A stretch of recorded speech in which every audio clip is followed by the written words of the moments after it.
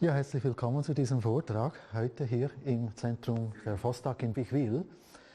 Das Thema, das uns heute zusammenführt, ist der verbotene Baum im Garten Eden. Wir alle kennen diese Geschichte natürlich, zumindest vom Hören sagen. Wir wissen, das ist aus der Bibel, das hat etwas mit der Schlange zu tun, mit Gott und mit Gut und Böse. Das sind sehr grundlegende Themen natürlich, weil es sei ja verboten, von diesem Baum zu essen. Warum ist das verboten? Was passiert? Was bedeutet genau verboten? Was ist der Baum? Wer ist der Gott, der hier spricht? Was hat das mit Gut und Böse zu tun? Das sind sehr grundlegende Fragen, weil wenn wir heute in die Welt schauen, passiert schon vieles, was wir eigentlich als böse bezeichnen könnten. Also ist das schon relevant. Und deswegen möchte ich auch heute sehr tiefgründig auf dieses Thema eingehen. Der Vortrag hat ja zwei Teile. Im ersten Teil möchte ich so philosophisch, theologisch auf das Thema eingehen. Was ist denn wirklich damit gemeint? Und im zweiten Teil werde ich das dann auch noch weiterführen, vor allem auch zum Thema Eden, die Götter von Eden, Sumer und so weiter. Da gibt es ja verschiedene Themen, verschiedene Theorien, wo gesagt wird, ja, der Jahwe, der hier spricht, ist Enlil und die Schlange ist Enki und so weiter. Das sind alles interessante Ansätze, die wir aber besser verstehen können, wenn wir das Grundlagenwissen haben. Deswegen möchten wir jetzt in dieses Grundlagenwissen eintauchen. Ja, für das Judentum, das Christentum und den Islam ist die Geschichte von Adam und Eva von zentraler Bedeutung.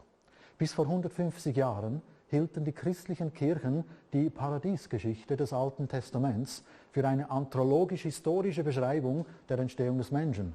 Und auch heute noch halten biblische Kreationisten an dieser Darstellung fest. Und deswegen, Adam hat die Nachkommen, deren Lebensdauer ist alles angegeben. Adam lebte so 5000 vor Christus plus die 2000 Jahre, die wir jetzt noch haben, das gibt 7000 Jahre. Das ist die Begründung, warum da geglaubt wird, die Erde und der Kosmos sei 7000 Jahre alt. Das sage ich jetzt sogar ohne Polemik. Das ist ein legitimer Ansatz, aber nicht den ich vertrete, aber ich kann dem durchaus mit Respekt begegnen.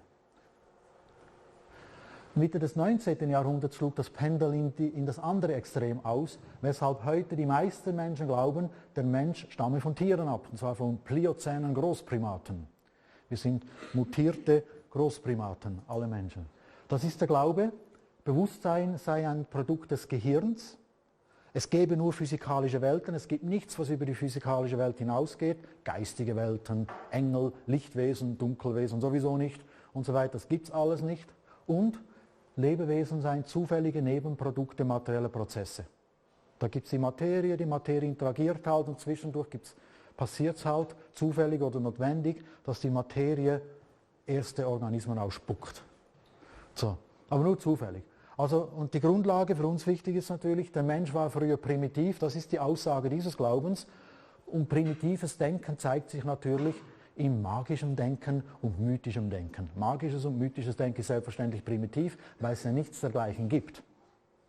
Das ist der Ansatz. Ich möchte hier an dem Mythos von Adam und Eva, wir fangen bei Adam und Eva an, ja, zeigen, dass Mythen, alte Geschichten gar nicht so primitiv sind. Sie enthalten Bilder, die wir nur noch schwer verstehen können, aber durchaus verstehen können, die wir aber, um sie verstehen zu können, in unser auch logisches und rationales Denken rückübersetzen müssen. Das werde ich heute versuchen, gerade mit dem Thema der verbotene Baum im Garten Eden. Ja. Adam und Eva und der verbotene Baum, das klingt ja fast wie ein Krimi. Ja. Wir sehen hier die Darstellung natürlich aus einem patriarchalen Denken. Links vorher, rechts nachher, Adam und Eva im Paradies. In der Mitte der Baum des Wissens, wie Michelangelo das in der Sixtinischen Kapelle darstellt. Die Schlange ist weiblich, die Verführerin. Ja, die Frauen unter sich, für die Eva. Und der arme Mann fällt rein. Und deswegen werden beide aus dem Paradies rausgeschmissen. Und ja, gäbe es keine Frauen, wären wir Männer immer noch im Paradies. Ja. So, das ist so die Aussage. So, aber das ist nicht die Aussage der Geschichte. Das ist nicht die Aussage der Geschichte, es ist nur eine mögliche Interpretation, die auch sehr tragische Folgen hatte, wenn man ans Mittelalter denkt. So, aber springen wir rein in medias res, lesen wir einfach mal die wichtigen Stellen, zum Beispiel das hier. Wir sind hier im ersten Buch Mose, genau, Genesis, Kapitel 2. Da spricht Gott der Herr. Und wenn Gott der Herr, so hat das Luther meistens übersetzt und so wurde es auch übernommen, wenn Gott der Herr steht, steht da im Hebräischen YHWH, meistens ausgesprochen als Jahwe. Gott der Herr ließ aus dem Ackerboden allerlei Bäume wachsen, verlockend anzusehen und mit köstlichen Früchten, in der Mitte des Gartens aber den Baum des Lebens und den Baum der Erkenntnis von Gut und Böse. Viele sind sich heute schon gar nicht mehr bewusst darüber, dass es im Paradies, im Zentrum des Paradieses 2 Bäume gab. Den Baum des Lebens und den Baum der Erkenntnis von Gut und Böse. Das ist eine sehr verwirrende Übersetzung.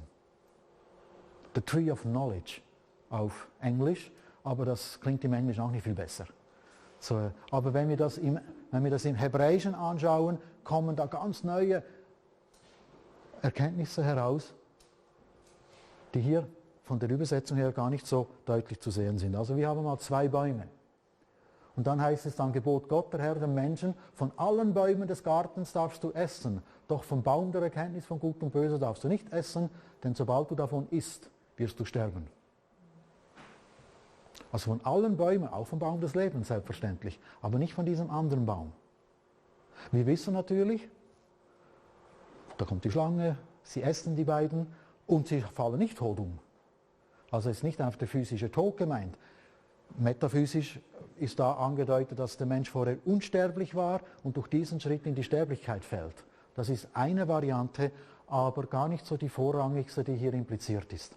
Aber trotzdem auch mal zu wissen, hier ist nicht einfach der physische Tod gemeint.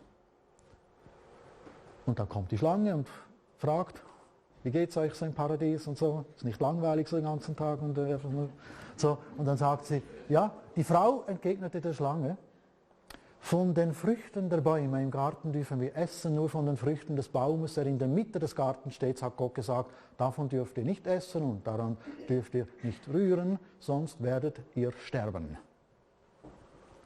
Und da sagt natürlich die Schlange, nein, ihr werdet nicht sterben. Gott weiß viel mehr, sobald ihr davon esst, gehen euch die Augen auf, ihr werdet wie Gott und erkennt Gut und Böse. Das will der Gott nicht. Er hat was zu verbergen. Das ist ein komischer Gott. Und die beiden essen, ihnen gehen die Augen auf, aber werden sie wie Gott? Die Folge davon ist, hat 2 Folgen.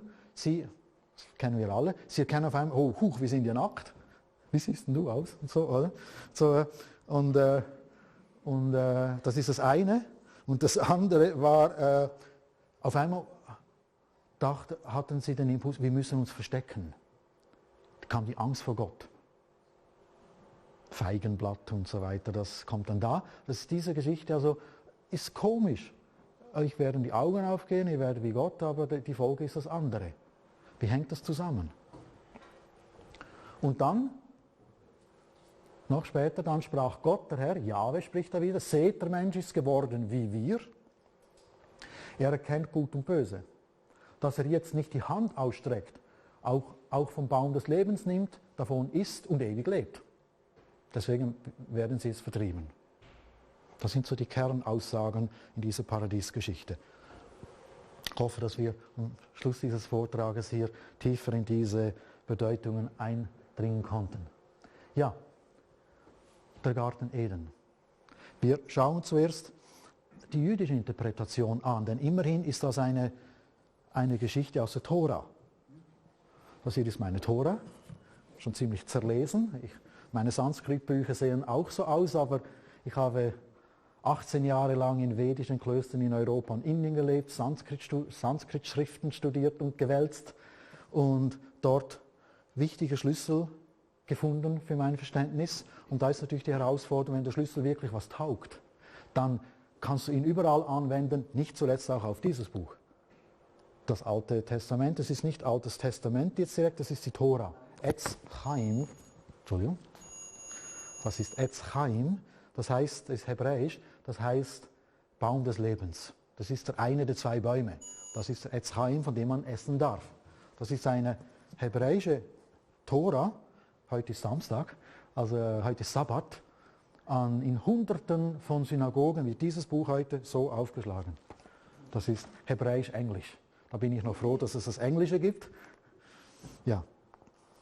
Und wenn man hier drin die Geschichte von Adam und Eva liest, wird zuerst einmal betont, es geht hier nicht um eine Ursünde. Das Wort Sünde kommt gar nicht vor. Es geht nicht um Sünde, es geht um ein Prinzip.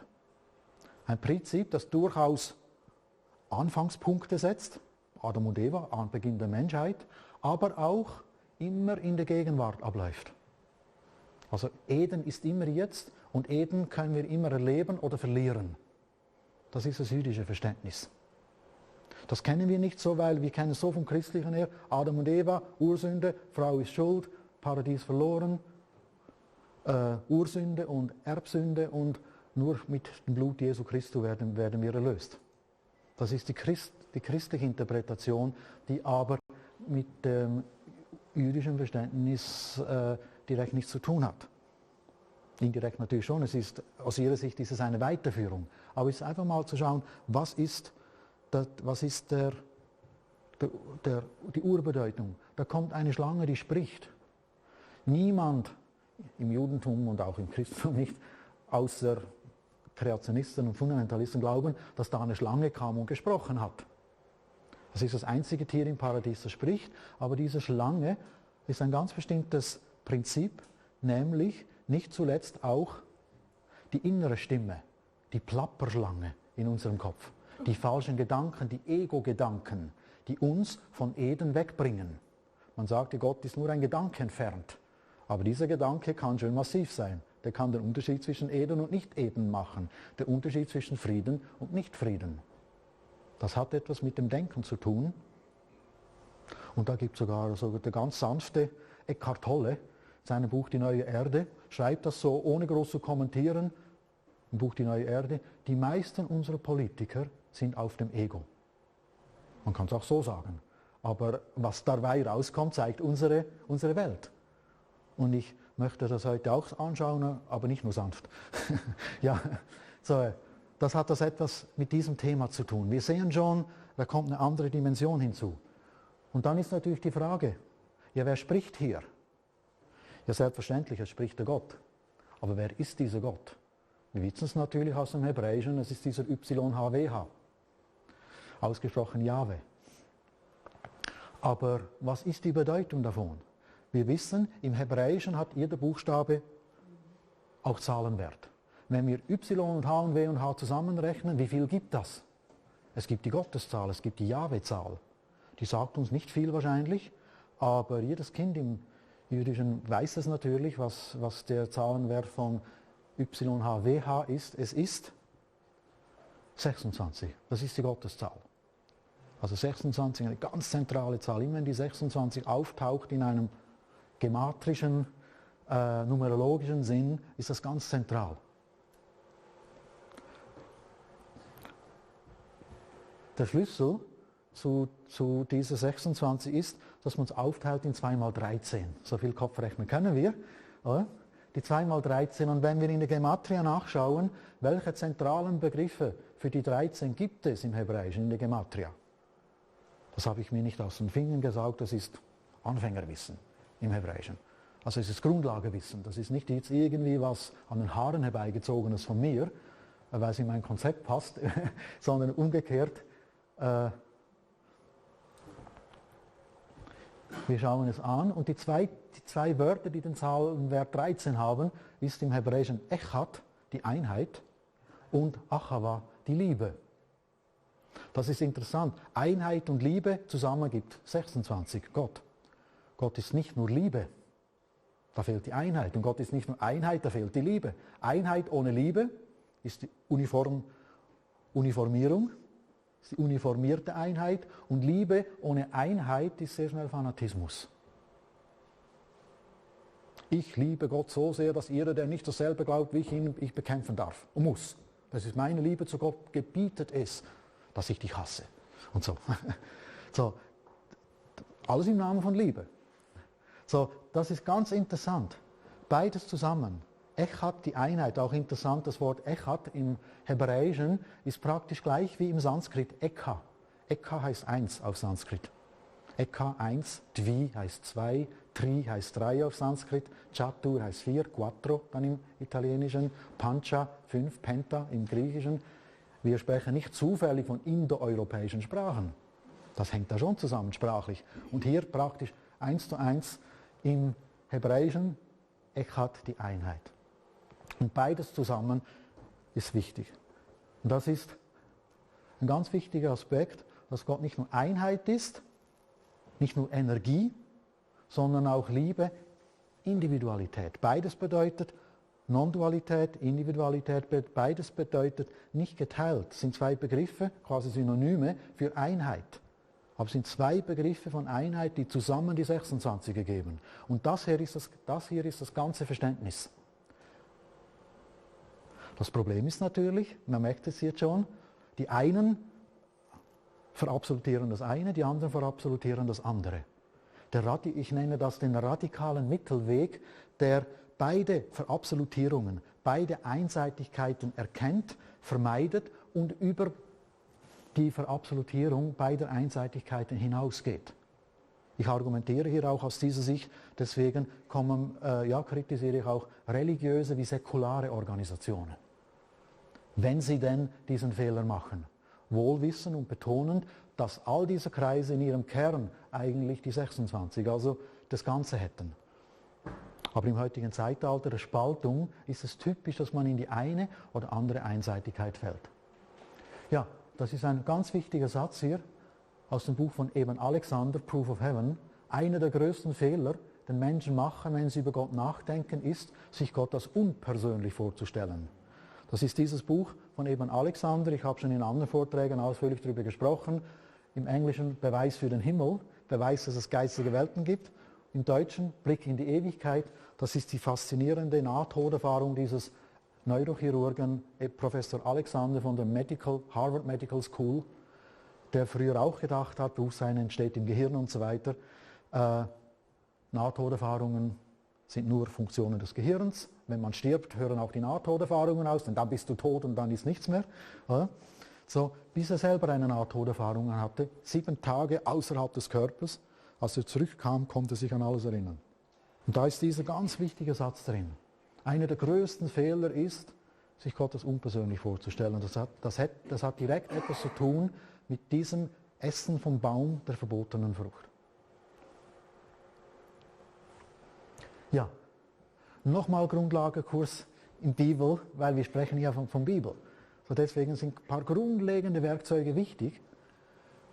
Genesis 1:1, also ganz am Anfang der Bibel steht, auch am Anfang der Tora steht, am Anfang schuf Gott Himmel und Erde. Bereshit bara ja Elohim und so weiter.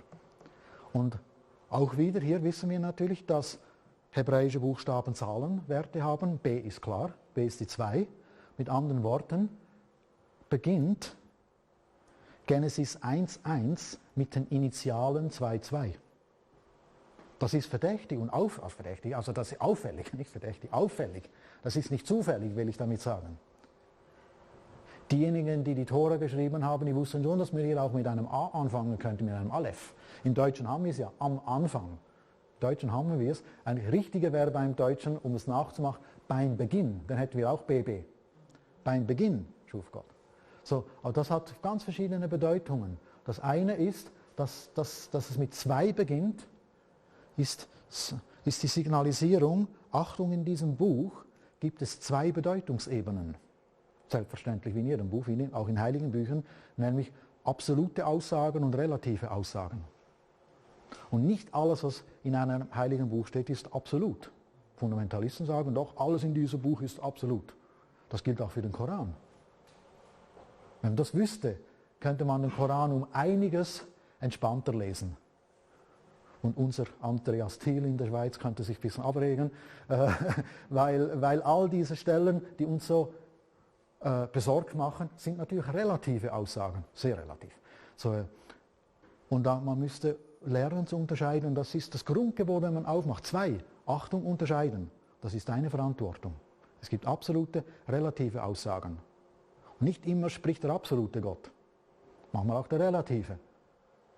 Und wenn man das hat, dann ist das Buch ganz brisant, weil hier hast du direkte Aussagen Gottes und Aussagen eines anderen Gottes, wo du siehst, wie der denkt. Also brisant, das siehst du eins zu eins in seine Gedankenwelt hinein. Das ist der ganz einfache Schlüssel, dann ist das ein ganz brisantes Buch. Und es bedeutet auch natürlich 2,2, dass wir in einer Welt leben der Zweiheit. Hier in dieser Welt leben wir in einer Welt der Zweiheit. Und wenn wir über Zweiheit sprechen, ist es natürlich ganz wichtig, 2 hat ein Geheimnis. 2 bedeutet, 2 ist nicht 1. 1, 2. 2 bedeutet 2. Und wenn wir von Zweiheit sprechen, ist es deswegen nicht überraschend, dass es 2 Arten von Zweiheit gibt. Wenn wir von 2 sprechen, gibt es 2 Arten. Das ist nicht überraschend, das ist sehr naheliegend. Aber das ist ein ganz zentrales Thema, was hier direkt gesagt wird. Achtung, 2 Arten von Zweiheit. Sogar bei der 1 musst du unterscheiden. Bei der Einheit musst du unterscheiden. Es gibt 2.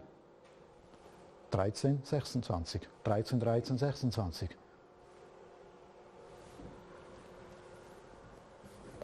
Zwei Arten von Zweiheit. Wir haben ja im Deutschen, ja, oder in allen modernen Sprachen, die entsprechenden Wörter für Zweiheit. 2 Arten von Zweiheit. Polarität und Dualität. Das ist nicht das Gleiche. Das ist ganz wichtig, dass das unterschieden wird. Das ist alles Grundlagewissen, analytisch rationales Wissen, um das Mysterium des verbotenen Baums zu verstehen. Denn gerade darum geht es dort, ohne dass es dort explizit philosophisch ausformuliert wird. Das wird bildlich dargestellt. Polarität, das kennen wir. Wir haben eine Kugel mit 2 Polen, Nordpol, Südpol. Oh, deswegen Pole. Wir haben Elektrizität, positiver Pol, negativer Pol. Der positive Pol ist gut, der negative Pol ist böse. Ah? Irgendwie nicht, oder? Geht nicht. Aha, dürfen wir nicht zusammensetzen. Also wir haben Pole, Polarität, das ist in der Definition, das ist die Zweiheit der gleichwertigen, sich gegenseitig ergänzenden Gegenteile. Nord- und Südpol. Positiv, negativ, männlich, weiblich, Raum und Zeit, oben und unten, Ursache und Wirkung, Aktion und Reaktion. Ja, was gibt es noch alles? Bis ins Physische, Sympathikus, Parasympathikus, gehört alles zusammen. Einatmen, ausatmen. Man kann nicht nur einatmen bedingt ausatmen und so weiter. Das gehört alles hierher. Das ist Polarität. Gleichwertig sich gegenseitig ergänzende Gegenteile. Das ist Gleichgewicht, Harmonie, das ist Eden. Könnte man auch sagen. Gleichgewicht, Harmonie, Friede. Mit uns selber im Frieden, mit anderen im Frieden. Und Friede ist nicht langweilig. Oder? Ja, wenn wir das Problem haben, dann leben wir in der richtigen Zeit, weil Friede ist Mangelware hier. So, aber das wäre der Schlüssel zu Frieden. Und hier ist natürlich wichtig, hier haben wir das sowohl als auch. In der Esoterik wird manchmal gesagt, ja, ich bin jetzt erleuchtet, ich glaube jetzt an das sowohl als auch.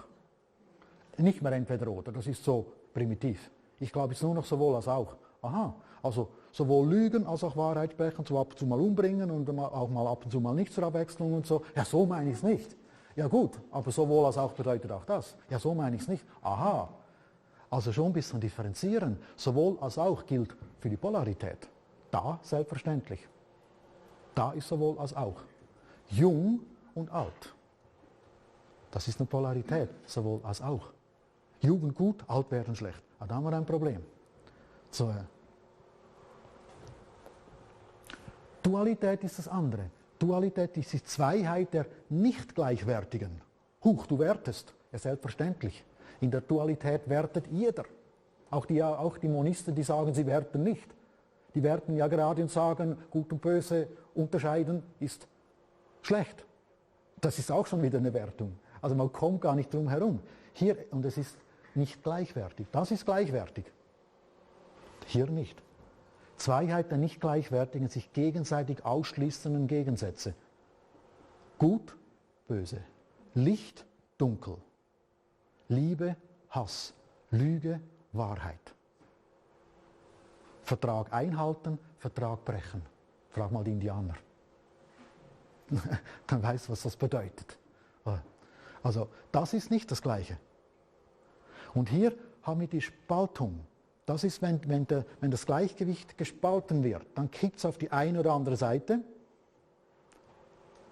Man kann dann zwar behaupten, meine 23 ist so gut wie die 26, meine 13 ist so gut wie die 26, aber faktisch hast du nur eine 13. Du kannst zwar die 13 aufblasen und so tun, wie wenn es 26 wäre, aber da fehlt was.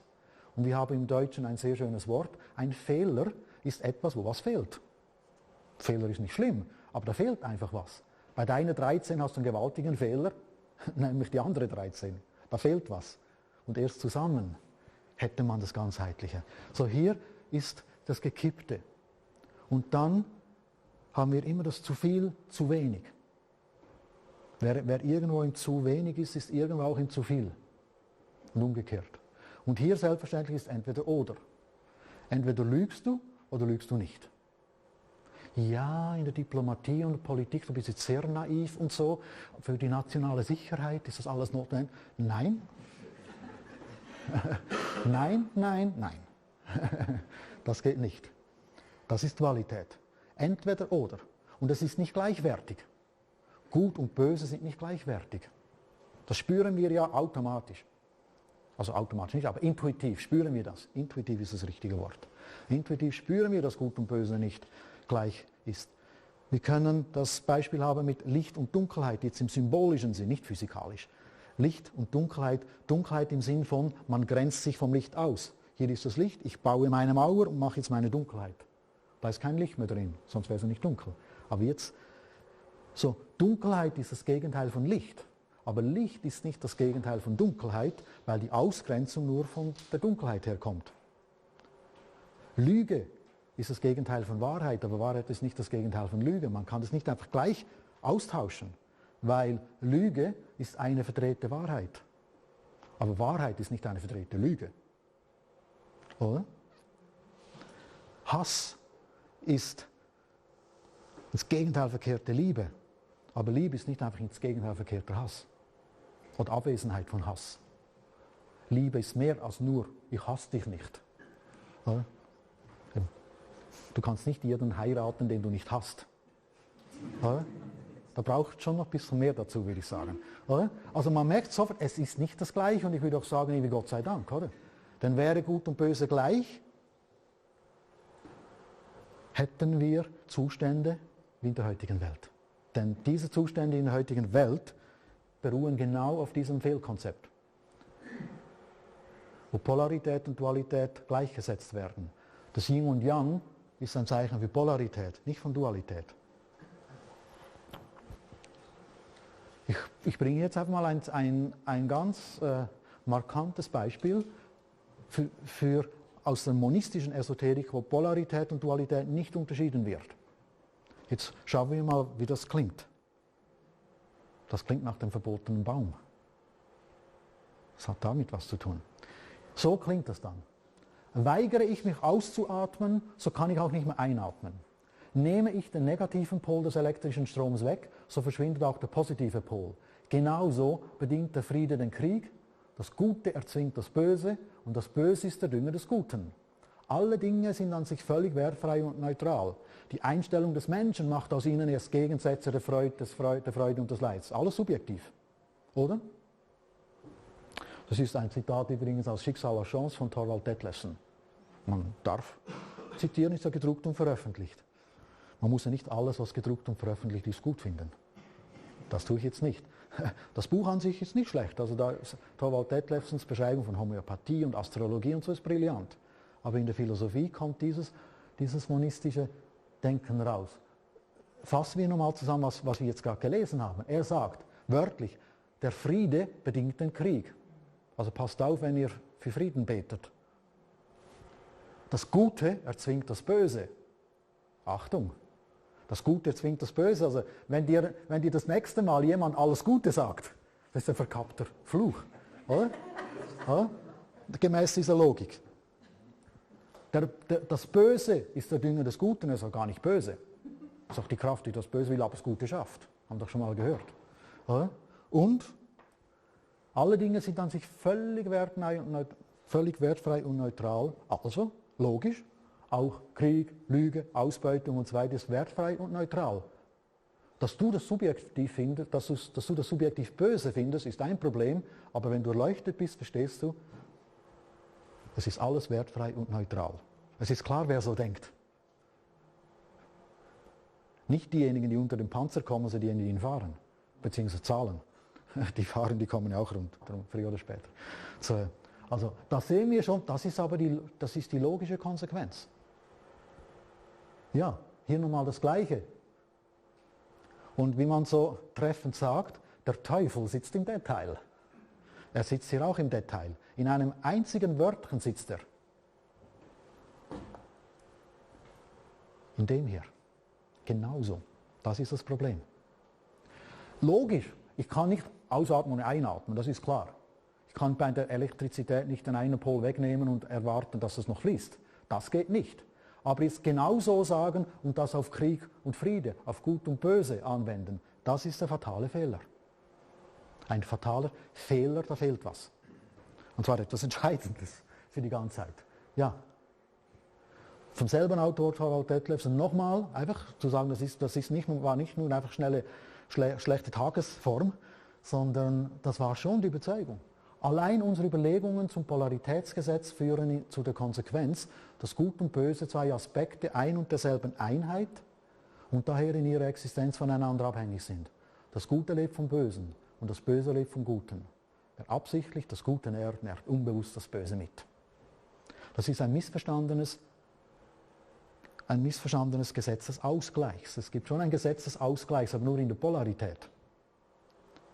Wenn irgendetwas Böses getan wird, wird das durch das Gute ausgeglichen. Aber wenn irgendwo etwas Gutes getan wird, muss es nicht durch das Böse ausgeglichen werden, denn sie sind ja nicht gleichwertig. Ganz wichtig, entscheidend. Und irgendwie haben das unsere Religionen, religiösen und säkularen Machthaber nicht verstanden. An den Früchten kann man es erkennen. Das ist dieser berühmte Satz hier. Wir kennen das, Goethe Faust, immer wieder zitiert. Ich bin ein Teil von jener Kraft, die stets das Böse will und stets das Gute schafft. Da haben wir es doch, ein Wort Gottes, ein kosmisches Gesetz, oder nicht? Ist es eben gerade nicht. Wer spricht denn hier? Auch wieder eine gute Frage. Goethe legt das dem Richtigen in den Mund. Der spricht hier. So ist denn alles, was ihr Sünde, Zerstörung, kurz das Böse nennt, das immer wieder mein eigentliches Element. Der denkt so. Das ist die Selbstrechtfertigung des Bösen. Und Goethe hat es dem Richtigen in den Mund gelegt, nämlich dem Mephistopheles. Der Mephisto. Was heißt der Name? Mephistopheles im Hebräischen Mephir, Zerstörer, Verderber und Tophel, der Lügner. Also das ist eine Lüge. Sein Name sagt es, Nomen est Omen. Das muss man verstehen. Deswegen so viel Hebräisch konnte Goethe. Das Mephir im Hebräischen Zerstörung heißt, genau. 1:1 sein Name. Also bei diesen Sätzen ist immer gut zu unterscheiden. Sind das relative oder absolute Aussagen? Das ist eine sehr relative Aussage. So. Ja, eben das Kennen des Unterschieds von Polarität und Dualität ist die Grundlage, die es uns ermöglicht, Missverständnisse und Halbwahrheiten zu vermeiden und eine klare Ausrichtung des Bewusstseins zu finden als Schlüssel zur Schöpfung einer neuen Realität in Resonanz mit der neuen Zeit. Wie sollen wir uns, ich nehme jetzt mal den Bruno Gröning-Begriff, uns für das Gute einstellen, für den Frieden einstellen, wenn wir denken, das Gute ist zum Nährboden des Bösen, Friede bedingt Krieg. Da bin ich sehr halbherzig dabei. Ja, eigentlich möchte ich schon Friede, aber Krieg nähren will ich auch nicht. Also, da wird das ganze Bewusstsein diffus. Und diffuses Bewusstsein kann uns heute nicht helfen. Wir brauchen fokussiertes Bewusstsein. Da gibt Andreas Popp dieses schöne Beispiel mit dem Laser. Der Laser ist ja gebündeltes Licht. Ich nehme es mal an, das stimmt, was er sagt, aber das Beispiel ist schön. Er sagt, beim gebündelten Licht schneidet nur 3%. 97% sind Streulicht. Also sind die 3%, die schneiden. Also diese Fokussierung, 3% Fokussierung, das schaffen wir doch. So, und dann haben wir schon Laser. Aber da wir so diffus sind, schaffen wir anscheinend nicht mal die 3%. Das hat etwas, behaupte ich jetzt, kritisch mit dieser Denkweise zu tun. Ja, und wenn man das eben tut, dann missversteht man Dualität, Polarität, meint Yin und Yang beziehe sich auf Dualität und so weiter. Ja, das habe ich ausführlich, wer das nachlesen will, ich bin ja hier jetzt gehe ich da zügig durch, weil es geht ja um den verbotenen Baum. Den haben wir ja nicht vergessen. Jetzt können wir verstehen, worum es da hinausgeht, aber ich habe das alles, ich habe ganze Wochenendseminare zu den Themen, aber ich habe in diesem Buch hier, Entschuldigung, ihr seid Lichtwesen, im Anhang ausführlich meine ganzen Seminarunterlagen ausformuliert, dass man das auch im Heimstudium vertiefen kann. So, das im Anhang eben halbe und ganze Wahrheiten, warum Polarität und Dualität nicht dasselbe sind. Da gibt es eine theistische und atheistische Esoterik. Da gibt es einen Unterschied zwischen Polarität und Dualität, das was ich jetzt zusammengefasst habe, und das führt natürlich zu einem theistischen Verständnis von Karma.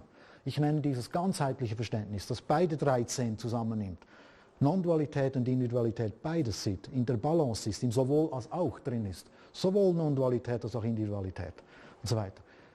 Ich nenne das einfach theistisch. Da muss ich keinen künstlichen neuen Begriff erfinden, theistisch.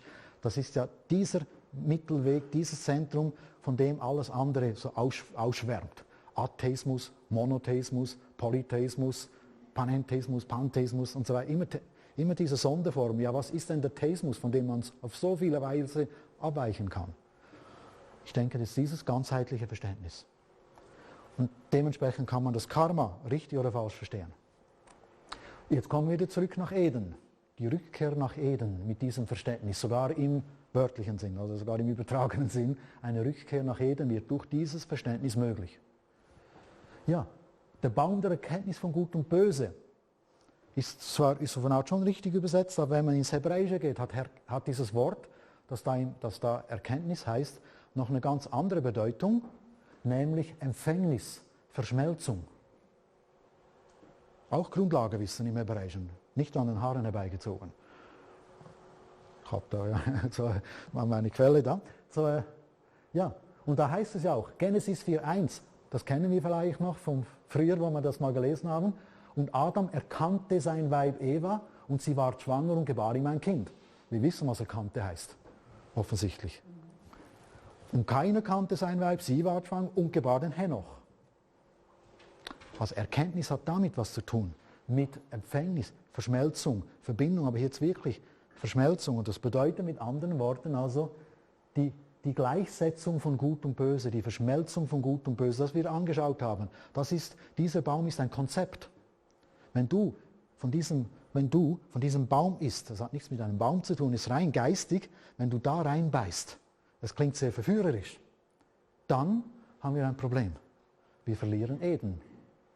Und unsere heutige Zeit zeigt es ja. Und da haben wir, also Wikipedia, alles, Tree of Knowledge, also ich bin da nicht sehr tief, ich kann ja nicht Hebräisch.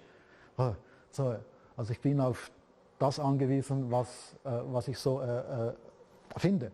Aber Wikipedia, nur da steht schon, in der jüdischen Tradition repräsentieren der Baum des Wissens und das Essen seiner Früchte den Anfang der Vermischung von Gut und Böse.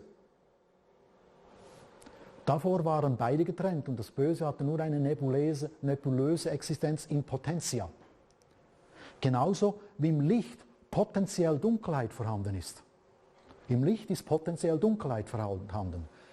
In der Dunkelheit ist potenziell kein Licht enthalten. Aus der Dunkelheit kannst du kein Licht rausholen. Aber im Licht kannst du deine Mauer bauen, deine Ego-Mauer aufbauen, sich trennen und dann Dunkelheit machen. Es ist aber nicht das Licht, das die Dunkelheit kreiert. Licht wirft keinen Schatten, Licht schafft keine Dunkelheit, sondern diejenigen, die sich trennen. Und das hat etwas genau, das ist die tiefe Bedeutung dieses Baumes, dieses verbotenen Baumes. Ja. Mit anderen Worten, also Eden ist möglich, Harmonie ist möglich, aber nur, wenn wir nicht in diese Einseitigkeit fallen, nicht von diesen falschen Früchten essen. Und da ist noch dieser komische Satz da. Dann sprach Gott, der Herr, der Jahwe, der 26, jetzt ganz wichtig, die 26 spricht hier. Seht, der Mensch ist geworden wie wir, er erkennt Gut und Böse, und dass er jetzt nicht mehr auch noch die Hand ausstreckt vom Baum des Lebens isst, nimmt, isst und ewig lebt. Da müsste man jetzt alles genau im Hebräischen nachschauen, wie das gemeint ist. Aber ganz wichtig, was bedeutet, er ist geworden wie wir? Wer spricht hier mit wir? Wer ist wir? Die Außerirdischen und so. Aber nein, bleiben wir einfach mal ganz fundiert. Das haben wir schon mitbekommen. Jahwe ist die 26. Jetzt ist natürlich interessant, Adam und Eva. Was haben denn die für Zahlen? Adam, wenn man A, D und M zusammenzählt, gibt es 45. 45 ist die Zahl Adams. Und Eva ist 19. Das sind jetzt rein qualitative Zahlen. Das heißt nicht, siehst du, Adam ist ja mehr als doppelt, also haben wir es immer gewusst. Und so. Das ist rein qualitativ. Was ist denn mit dem Jahwe, der es nur auf 26 bringt? Das ist rein qualitativ. Und jetzt sehen wir, er ist geworden wie wir. Und das bedeutet, einige sind aufmerksam, wer ist gut im Kopf rechnen, da fällt was auf.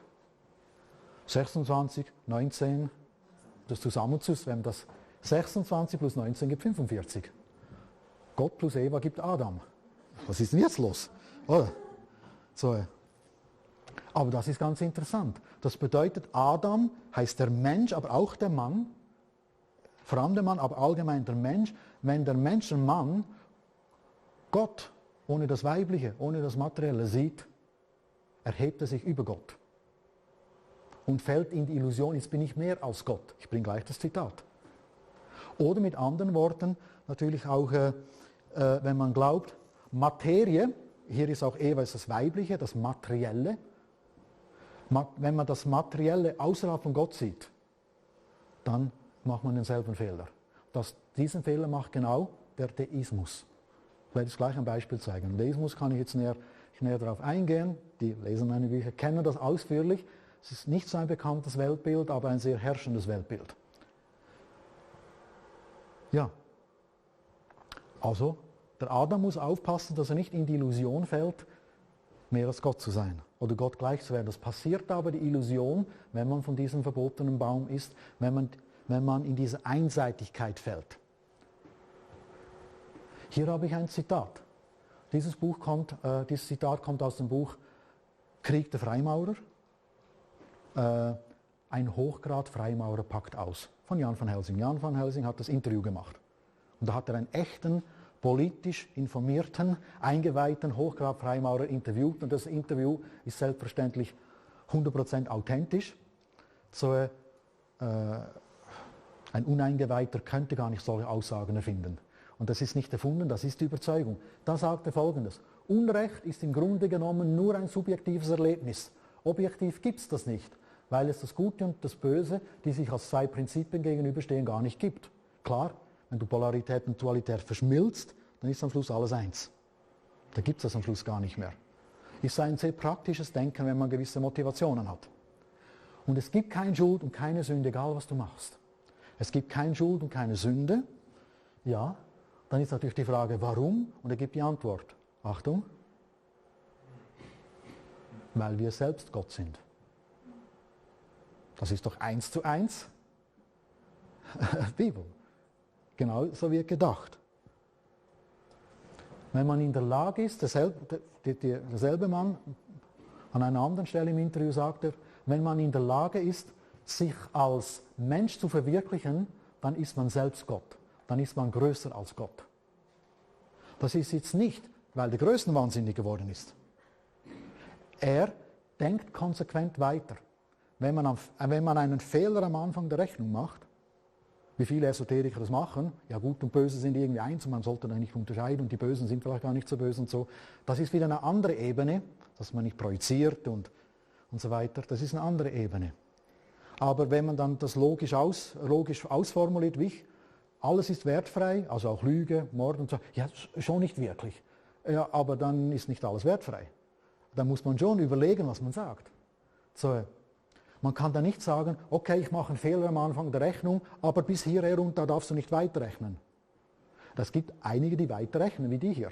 Und die demonstrieren es ja, dass sie da ziemlich souverän die Welt nach ihren Vorstellungen gestalten wollen. Denn Krieg ist das Mittel zum Frieden. Ja, in diesem Weltbild. Warum ist man größer als Gott? Ja klar, wir erinnern uns wieder an das. Wenn man das Materielle außerhalb der 26 sieht, und zur Einheit 13 gehört ja auch die Materie, dann, und diese Einheit verabsolutiert, dieses Echad, diese Einheit verabsolutiert, dann haben wir ein Absolutes, das nur Energie ist. Und Energie hat kein Bewusstsein und kein Wille, logisch. Elektrizität, Strom und so weiter hat keinen Willen. Natürlich nicht. Energie hat keinen Willen und kein Bewusstsein. Also wenn das Absolute einfach nur eine Totalität von Energie ist das Absolute, sprich Gott, bewusstlos und willenlos und lieblos und gnadlos und so weiter. Das ist die gnadenlose Wahrheit, was der Mann übrigens auch sagt. Wahrheit tut weh, nur wenige sind fähig, die knallharte Wahrheit zu akzeptieren, dass es Liebe eine Illusion ist, dass Gut und Böse gar nicht gut und böse ist und alles eins ist, das Böse ist gar nicht böse, das Gut ist gar nicht gut. Nur wenige sind bereit für diese knallharte Wahrheit der Erleuchtung. Es ist nicht Wahrheit, es ist einer der größten Fehler, den die Menschen machen, Gott als unpersönlich vorzustellen. Denn wenn das Absolute kein Bewusstsein und keinen Willen hat, so ist dennoch eine Tatsache, dass wir als Menschen, wir mögen Illusion sein oder nicht, aber solange wir Menschen sind, haben wir einen Willen und Bewusstsein. Also wir haben Wille und Bewusstsein, was das Absolute nicht hat. Mit anderen Worten, wir sind mehr als Gott. Das ist die Aussage. Genau das ist der Grund, wenn man denkt, das Absolute ist nur Energie, wir sind mehr als Gott, deswegen wir müssen die Weltordnung gestalten. Gemäß unseren eigenen Vorstellungen von Gut und Böse, was es gar nicht gibt. Deswegen alles erlaubt. Für gewisse Leute. So. Ja, das ist der Baum von Gut und Böse, der verbotene Baum. Noch weiter, noch eine kleine interessante Zugabe. Baum des Lebens, Etz Chaim, so heißt auch dieses Buch hier, Etz Chaim, wenn man das zusammenrechnet, gibt das den Gematria-Wert 233.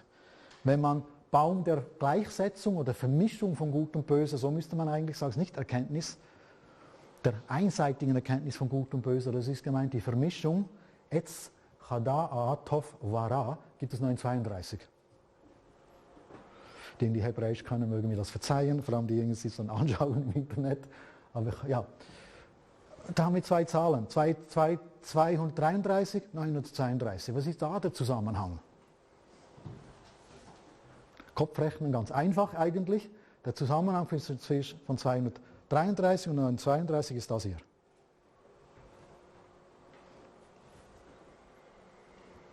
Das ist nicht 4-mal Baum des Lebens, gibt einen anderen Baum. Das ist quantitativ gedacht, das ist hier nicht gefragt.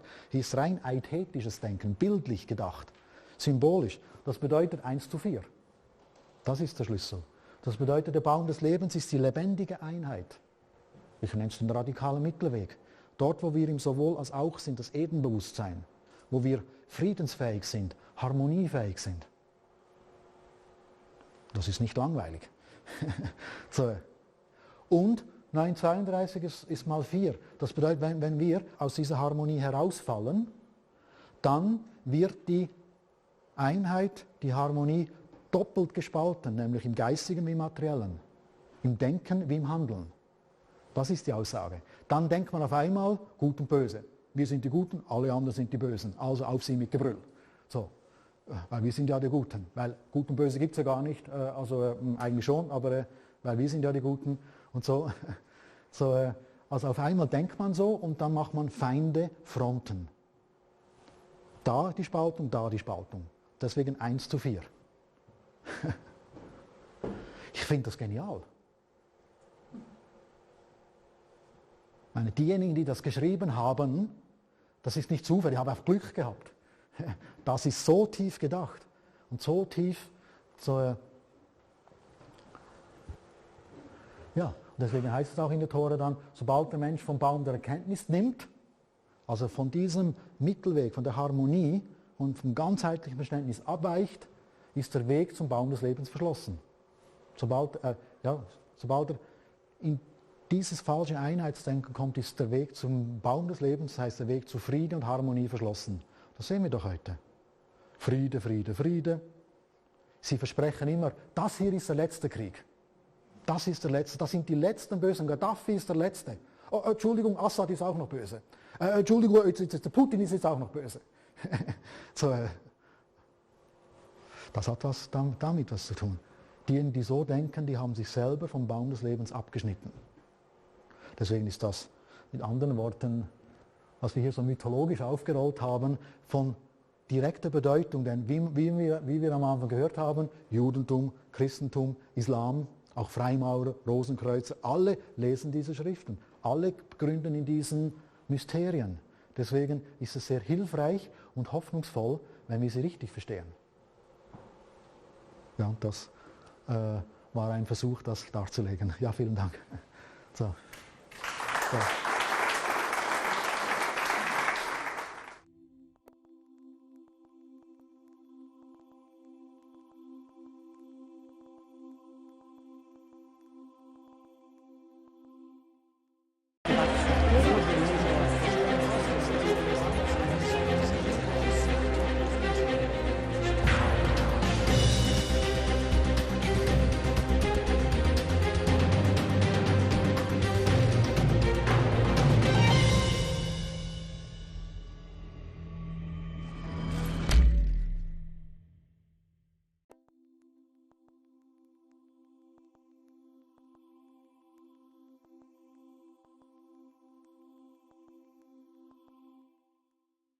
Der verbotene Baum im Garten Eden, wir kommen zum Teil 2.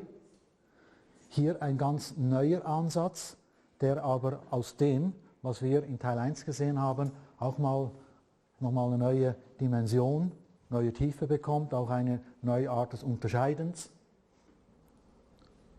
Eben gnostisch-esoterische Kreise glauben, dass die Schlange in Wirklichkeit der wahre Freund der Menschen sei und Jahwe sei ein falscher Gott, der die Menschen unterdrücken wolle und nur deshalb den Menschen verbot, vom Baum der Erkenntnis von Gut und Böse zu essen. Das ist typisch gnostisches Denken. Die Schlange ist gut, Jahwe ist böse. Das ophitische Denken.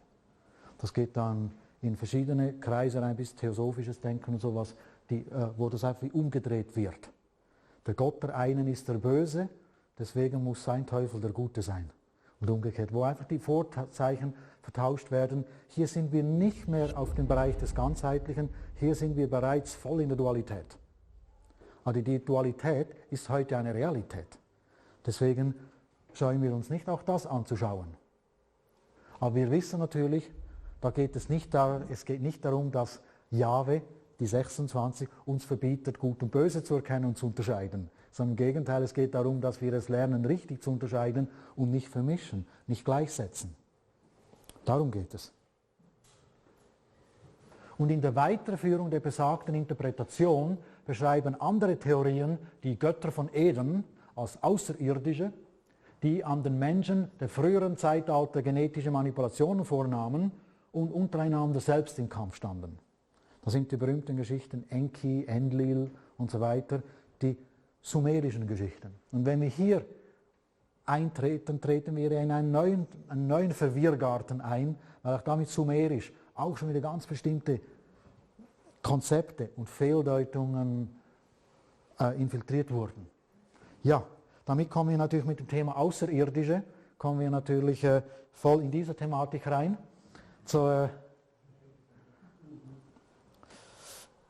Heute, 11. April, morgen, ist in Deutschland der große Kongress zu Ehren von Erich von Dänikens 80. Geburtstag. Über 2500 Menschen kommen da. Am Dienstag hat er dann seinen wirklichen Geburtstag.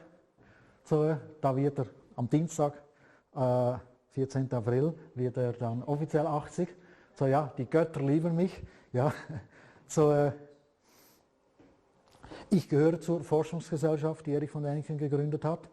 Bin dort der konstruktive Kritiker, der nicht einfach die präastronautischen Theorien so übernimmt, aber auch nicht einfach sagt, alles nur Spinnerei, sondern meine Position ist, es ist noch viel zu wenig radikal. Die Alternative ist noch gar nicht wirklich alternativ. Denn es gibt Darwinisten, sehr überzeugte Darwinisten, auch in der Schweiz, ich will jetzt keine Namen sagen, die Erich von Däniken durchaus lobpreisen, was ja schön ist, aber was einfach auch zeigt, dass diese Theorie offensichtlich gar nicht so alternativ ist. Und auch nicht so ganz unproblematisch. Ja, da möchte ich näher darauf eingehen natürlich. Schon letztes Jahr hatten wir hier an derselben Stelle das Interview mit Niki Vogt, Menschheitsgeschichte jenseits von Darwinismus und Kreationismus, das war im Juni und dann im September wurde es veröffentlicht. Dieses Interview ist hier natürlich sehr hilfreich und gibt eine Basis auch zu dem, was hier gesagt wird. Also ich knüpfe auch an dem an, was ich in diesem Interview schon gesagt habe, denn heute sehen wir gerade jetzt in diesen Wochen ist eine richtige Anunnaki-Invasion, auch im deutschen Sprachraum. Natürlich im Zusammenhang mit Erich von Däniksens 80. Geburtstag. Kopfverlag hat dieses Buch herausgebracht, schockierende Enthüllungen über den Ursprung der Menschheit. Warum? Sklavenrasse der Götter, ihr seid Sklaven. Schockierend. Die Sklavenrasse der Götter, die geheime Geschichte der Anunnaki und deren Mission auf der Erde. Wer sind denn die Anunnaki? Anunnaki sind gemäß Sitchins Definition die Götter, die kamen. Wir werden sie gleich schauen, was sie taten, was denn ihre Mission auf der Erde ist. Dieses Buch, jetzt gerade erschienen, parallel vom gleichen Autor, dieses Buch hier, Neuentdeckung, erschüttern den Mainstream, schockieren, erschüttern die Tempel der Anunnaki in Afrika. Das hier, auch neu erschienen im Ammer Verlag, die Anunnaki, vergessene Schöpfer der Menschheit. Sie sind unsere Schöpfer. Wenn man das Buch umdreht, ist das der Rückentext. Und wenn man da oben die Schlagzeile des Rückentexts anschaut, steht das hier. Genetische Manipulation erschuf den Menschen. Das ist die große Botschaft, die jetzt überall auf die Menschheit eingegeben wird.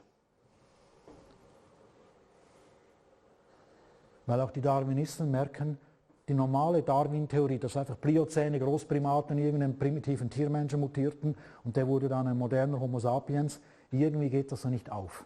Das sind so große Fragezeichen, sehr große Fragezeichen. Ja. Und deswegen kommen die Außerirdischen als das Missing Link dazu. Die Außerirdischen sind das Missing Link, die kamen mit genetischer Manipulation und haben aus den primitiven Tiermenschen den modernen Menschen gemacht. Das ist wirklich eine Flut. Das geht natürlich alles auf ihn zurück, Zecharia Sitchin, der behauptete, er habe die sumerischen Schriften richtig übersetzt, im Gegensatz zu allen anderen, habe er sie richtig übersetzt. Und das war sein Buch, das 1976 rauskam, also 7 Jahre nach, oder 8 Jahre nach Erich von Dänikens Buch. Sitchin erwähnt Däniken nirgendwo, nicht mal in der Quellenangabe. So. Der 12. Planet, wir sehen schon, hier der primitive Tiermensch, hier der Homo sapiens und dazwischen, das ist keine Sonne, sondern vielleicht auch, nein, das ist der Nibiru, jetzt, aber seine Theorie, wo er es ganz klar behauptet, for the first time proof that establishes.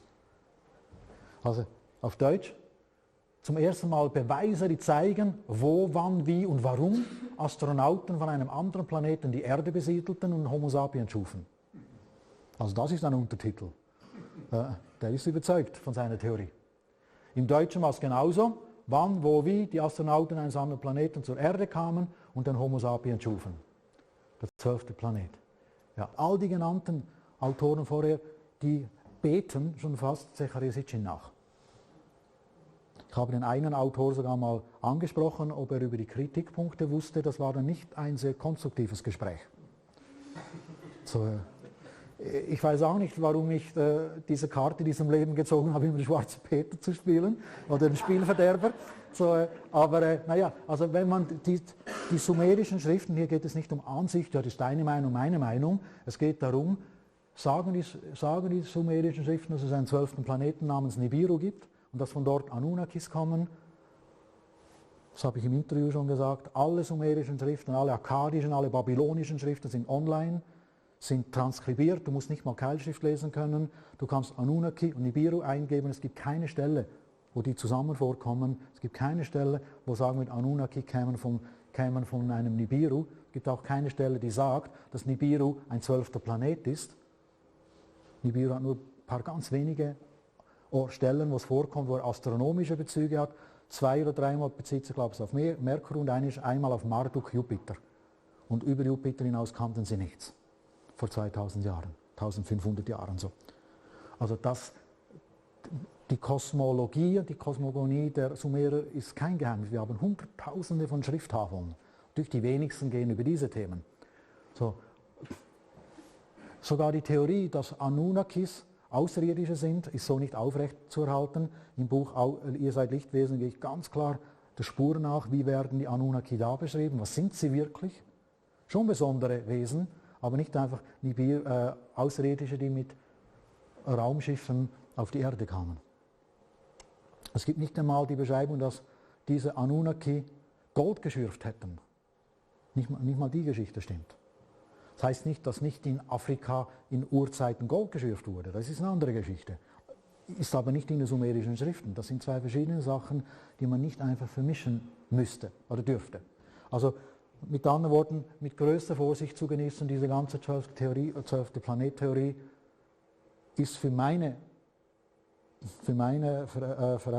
Empfinden eine Desinformation. Ich zeige auch gerade, warum. Worauf läuft die Theorie hinaus? Die Theorie ist das, der Mensch stammt von den Tieren ab, Darwin stimmt selbstverständlich, der Mensch stammt von den Tieren ab, der einzige Unterschied des Missing Links sind die Außerirdischen. Da kamen die Außerirdischen, haben ihre Gene reingetan und dadurch entstammt der Homo sapiens. Das ist auch Zecharia Sitchins Theorie. Das ist noch eine radikalere oder extremere Theorie. Die Grauen plus Schimpanse gibt Homo sapiens. Das wird aber mit allem Ernst geglaubt. Sitchin sagt ganz klar, der Mensch war primitiv und die Anunnakis kamen, haben durch Genvermischung ihre Göttergene mit den Affengenen oder Tiermenschengenen den Homo sapiens geschaffen. Und diese Theorie wird überall verbreitet. Ancient Aliens. Der Autor, mit dem ich gesprochen habe, der war ziemlich ärgerlich und hat gesagt, also wenn alle so auf Sitchin reinhauen, dann muss er eine brisante Wahrheit haben.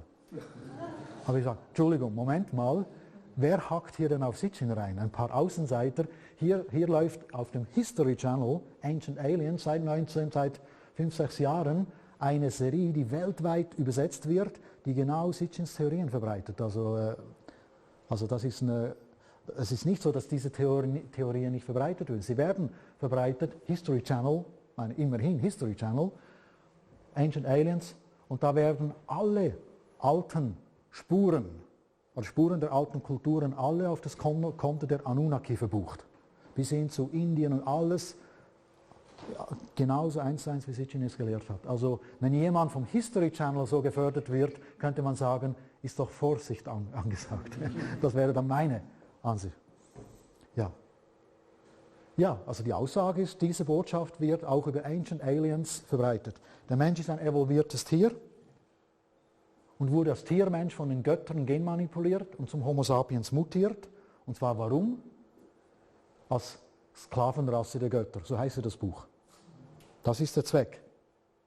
Also als Sklavenrasse einer Elite. Das mag euch nicht passen, dass ihr Sklaven seid, aber ihr seid es trotzdem. Und wenn wir heute ihr seid genmanipulierte Tiermenschen, das ist die eine Botschaft, die ganz klar rüberkommt.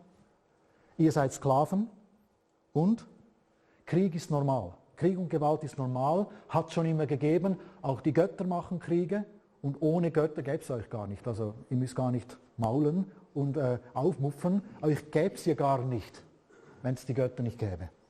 Also seid wenigstens froh, dass ihr die Live-Show miterlebt. Dass ihr wenigstens dabei seid, das Kanonenfutter, aber immerhin seid ihr dabei. So, also das ist so ein bisschen die Botschaft. So, und das ist nicht unbedingt das, aber was auch die Edengeschichte sagt. Die Edengeschichte sagt gerade das nicht. Krieg und Gewalt sind nicht normal, hat es nicht immer gegeben. Krieg, Harmonie und Friede wären normal, nur wenn der Mensch kippt. Diese einseitigen Konzepte schluckt, dann passiert's.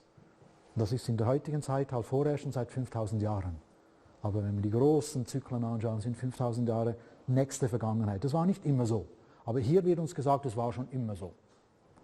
Es ist klar, wer ein Interesse hat zu sagen, es hat schon immer Kriege gegeben. Natürlich diejenigen, die Kriege machen, logischerweise. Die haben auch ein Interesse, dass diese Philosophie verbreitet wird.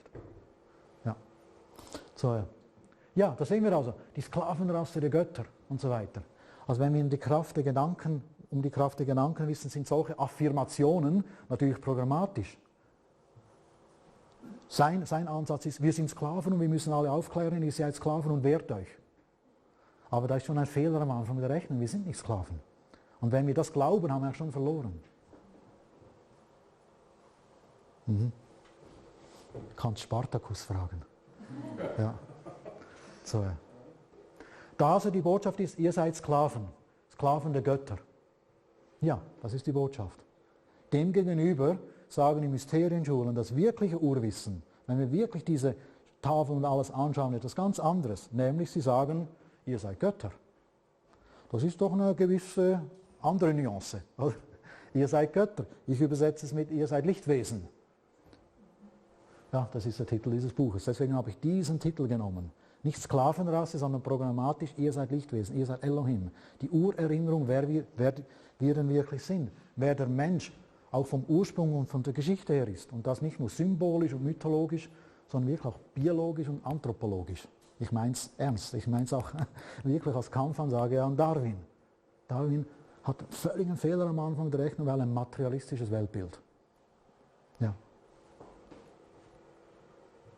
Ja, ihr seid Götter. Wir wissen, wer das gesagt hat. Jesus sagte das zu den Pharisäern, zu denen hier. Ihr seid auch Götter hier, ihr inspirierten Pharisäer. Ja. Ihr seid Götter. Und damit zitierte er sagte Folgendes, steht nicht geschrieben in eurem Gesetz, in eurer Tora. Ja. Ich, Gott, habe zu euch gesagt, ich, Elohim, habe zu euch gesagt, ihr seid Elohim. Elohim sagt uns, wir sind Elohim. Ist doch interessant. Ja. Oder wollt ihr etwa anzweifeln, was in den Heiligen Schriften steht?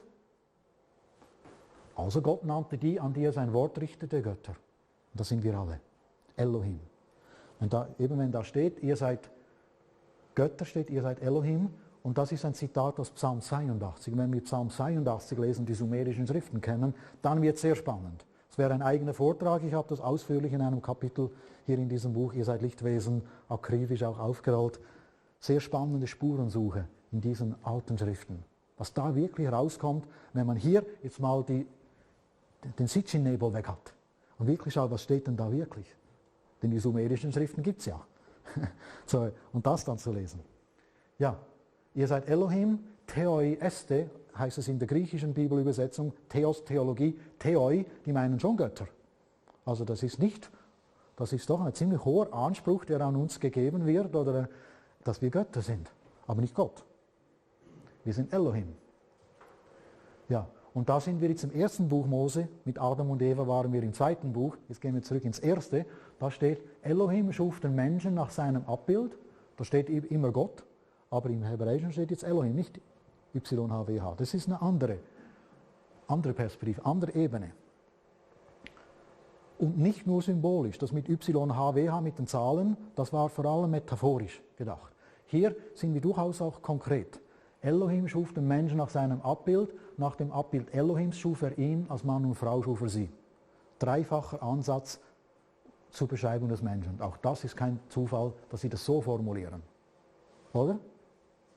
Dieser dreifache Ansatz. Also Elohim schafft den Menschen nach seinem Abbild und wir sind Elohim. Das bedeutet eigentlich nichts anderes, als die Elohim wurden Menschen. Die Elohim selber wurden Menschen, deswegen sind auch die Menschen Elohim. Und die Elohim haben den Menschen nach ihrem Abbild geschaffen, indem sie sich selber, die adamische Linie der Elohim, sich verdichtet hat, ihren Lichtkörper verdichtet hat, bis auf die physische Ebene.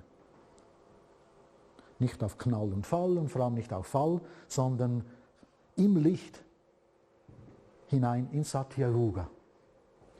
Die indischen Schriften sagten, das war so vor 4 bis 3 Millionen Jahre. Also ein langer Zeitraum. 1,732 Millionen Jahre, wenn man es genau haben will. 432.000 mal 4. Das gibt die Zahl. So, das wäre diese biblische Erklärung ausformuliert. Es ist logisch, eben wenn Elohim nach seinem Abbild und wir Elohim sind, dann ist diese Schlussfolgerung sehr naheliegend. Und ist auch altes Mysterienwissen, dass jeder Schöpfungsschritt durch Materialisation geschieht. Jeder Schritt in die Physis hinein ist Materialisation und dann kann sich selber reproduzieren. Aber der Anfang ist ein Schritt von den höheren Dimensionen in unsere Dimensionen hinein. Das finden wir in allen Religionen, in allen Mysterienschulen. Das ist wirklich keine verrückte neue Idee. Es ist nur, dass man es vielleicht so neu, klar so formuliert, dass es so halt griffig ist. Ja, in den alten Mysterienschulen, auch hier, das waren Mysterienschulen, nicht nur Nekropolen. Natürlich ist nicht mehr viel übrig heute. Aber in diesen alten Universitäten, metaphysischen Universitäten, wurden die Menschen in die Richtung ausgebildet. Sie lernten durch eigene Erfahrung, durch außerkörperliche Erfahrung, dass der Mensch mehrere Körper hat, insgesamt 7 mit dem physischen, dass es höherdimensionale Welten gibt, Lichtwesen, Lichtwelten und eben auch Dunkelwelten.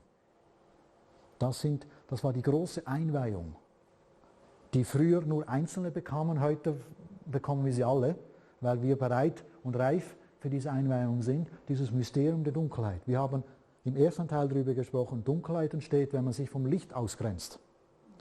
Und wenn man sich vom Licht ausgrenzt, von der Quelle trennt, Dunkelheit ist ja Getrenntheit vom Licht, jetzt symbolisch gesprochen, dann ist man von der Quelle getrennt und das bedeutet, man bekommt die Energie nicht mehr aus der Quelle, vom Lebensbaum, der für alle reicht. Man bekommt die Energie nicht mehr von dort, man hat sich ja selber abgeschnitten. Und deswegen sind diejenigen, die das tun, gezwungen, Energie außerhalb der Quelle zu suchen, nämlich bei anderen Lebewesen. Das ist der archetypische Grund für das Böse. Ausbeuten, Lügen, Kriege und so weiter. Und diejenigen, die das tun, kreieren natürlich Philosophien, um das zu rechtfertigen. Wir haben diese Rechtfertigungsphilosophien gehört.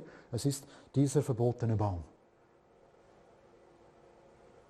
Ja, und heute ist das sehr vorherrschend. Das ist ein neues Buch, gerade erschienen von John Ziegler. Ändere die Welt. Der Untertitel ist interessant. Auf die Idee bin ich noch nie gekommen, es so zu nennen. Ist aber sehr treffend. Warum wir die kannibalische Weltordnung stürzen müssen. Eine kannibalische Weltordnung. Er sagt hier hinten, Rückentext, ändere die Welt, sie braucht es. Er zitiert hier Bertolt Brecht. Heute besitzen 1% der Reichsten genauso viele Vermögenswerte wie 99% aller Erdbewohner. In welcher Welt wollen wir leben? Also 1%, gleich wie 99%. Also 1% steuert quasi die 99%. Also die können nicht sagen, sie hätten nicht das Geld, was Gutes zu tun. Wir können sagen, ja, so eigene Filme, Projekte und Schulen, ja, wir haben das Geld nicht. Ja, sie besitzen alle Universitäten. Sie besitzen die Industrien, die Politik, alles. Und wir sehen, welche Welt sie kreieren. Ja, es fehlen nur noch ein paar Kriege. Also wenn der Putin weg ist, dann haben wir Friede. Oder der Janukowitsch in Ukraine, der war böse. Wenn der weg ist, haben wir Friede. Jetzt ist der Teufel los, schlimmer als je zuvor. Das sehen wir, der Fehler am Anfang der Rechnung. Also eine kannibalische Weltordnung. Das ist der Jean Ziegler, das ist so die Sarah Wagenknecht der Schweiz. Ein Marxist. Ja, ein Marxist, einfach eine ältere Generation, könnte ihr Vater sein, er ist 80, so, aber hat dasselbe Temperament. Also wenn ich in Deutschland Sarah Wagenknecht auf YouTube anhöre, da konvertiert man ja fast zum Marxismus. Also Marx kann auf die Leute stolz sein. So, ja, wir lassen sie verhungern. Die Massenvernichtung in der dritten Welt. Jeden Tag 50.000 Menschen sterben an Hunger. Jeden Tag. Unnötig. Weil wir sie ihnen wegfressen. Ich meine, wer regt sich da auf? Das ist normal. Zwar schon seit Jahrzehnten, ja. Jean Ziegler geißelt das. Er war oder das Imperium der Schande, nennt er es. Ja. Eben die kannibalische Weltordnung. Ich kann hier ein Beispiel zeigen, wo ich mit dem konfrontiert wurde, illustriert. Schon länger ist her, da war ich in Borneo. Da Südostasien, ganz oben in Kudat, da oben in dieser Halbinsel. Das sieht zwar nördlich aus, aber wenn hier der Äquator ist das hier 5-6 Grad nördlich, also immer noch sehr tropisch, da oben. Da war ich bei einem Rungus. Da hat sich ergeben, dass ich jemanden kennenlernte, wir waren zu zweit dort und haben wir jemanden kennengelernt, der die Rungus kennt und uns eingeladen hat, wenn du willst, die Indigenen kennenlernen, ich gehe dahin. Und der war vertrauenswürdig, so gingen wir zu den Rungus. Das sind jetzt nicht unbedingt die Penan, bei denen Bruno Manser war, also wirklich die Urwaldjäger, die wohnen in den Langhäusern, haben T-Shirts und trinken viel Alkohol und so, sehr traurig. Und sie werden auch missioniert und ihre Hexen, ihre Schamaninnen, die Bobolians, dürfen nicht mehr im Dorf leben. Auch offiziell darf es die gar nicht mehr geben. Und jetzt kommt ein Weißer und sagt, ich möchte die Boboli ansprechen. Ja, einfach, ich weiß nicht, unser Übersetzer hat es übersetzt und da war keine Bobolian im Dorf. Die lebt eben nicht da. Und da wurden wir ausgecheckt, 8 Tage. sind wir Missionare, weil die Missionare dürfen nicht wissen, dass es die Bobolian noch gibt. Und dann, ja, und so nach 8 Tagen, auf einmal hat sich das Dorf verändert, ist die Bobolian aus dem Unterholz erschienen, mit dem anderen Medizinmann in der Tracht.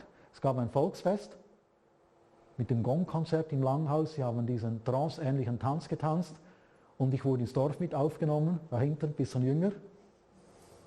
Das war 1999. So, wurde ich quasi ins Dorf mit aufgenommen und durfte dann mit der Bobolian sprechen. Das ist ein großes Thema. In der Einleitung zum Buch Unsichtbare Welten beschreibe ich das alles. Ich stellte viele Fragen. Wo kommt der Mensch her? Hier lebt der Orang-Utan. Stammt der Mensch von den Tieren ab? Und so einfach solche Fragen. Was sagt eine, die nie in der Universität war? Es gab eine Frage nach der anderen und eine Frage war auch, wer regiert die Welt? Ich dachte, das ist eine gute Frage. Ja, und sie begann sofort zu sprechen über die guten Geister und die bösen Geister. Sie hat nicht Amerika und Geld und so, sie hat sofort über die astralen Welten gesprochen. Die wirken da hinein. Ja, und dann als Eingeweihter wurde mir dann noch was anderes gezeigt. Auf deine Frage, wer regiert die Welt, vielleicht hast du hier eine Antwort. Das sind außer Betrieb gesetzte Stelen. Das sind, wenn Schamanen eingeweiht werden in ihr Handwerk, machen sie außerkörperliche Erfahrungen und lassen dann oder machen selber, stellen dar, was sie gesehen haben. Das hier ist alles versteckt, das darf man nicht sehen, das dürfen die Missionare nicht sehen und kaufen kannst du es auch nicht. 150 Kilo Handgepäck. So, also das war nicht, weil die mir das verkaufen wollten, sondern das war die Frage. Und es geht um diese Stele hier, diese hier. Die schauen Sie genau noch näher an. Die sieht so aus. Das hat einer gesehen. Da ist ein Weißer mit Schnurrbart. Auf dem Stirnchakra sitzt ein Astralviech, der ist besessen, fremdgesteuert. Ein fremdgesteuerter Imperialist unterwirft die Einheimischen. Sklave bedeutet kahlgeschoren. Das ist ganz klar das Zeichen für Sklave. Eine schwangere Frau und das wird einem Drachen gefüttert, der Schlange. Haben wir die Paradiesschlange wieder. In Borneo, Südostasien. Ja, so sieht man das hier. Da im Vordergrund, das ist die schwangere Frau mit der 4 Hand. Das ist der Mann mit dem Schnurrbart. Kahl ist sie tatsächlich.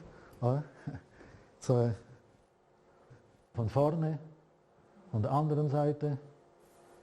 Ja, der Drache beißt zu. Kannibalische Weltordnung.